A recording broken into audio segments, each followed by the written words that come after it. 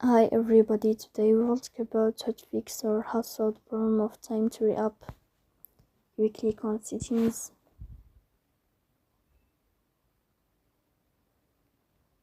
Here in this page, in this first page we click on apps.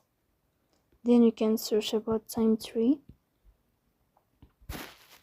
Here we click on first stop and you can click OK.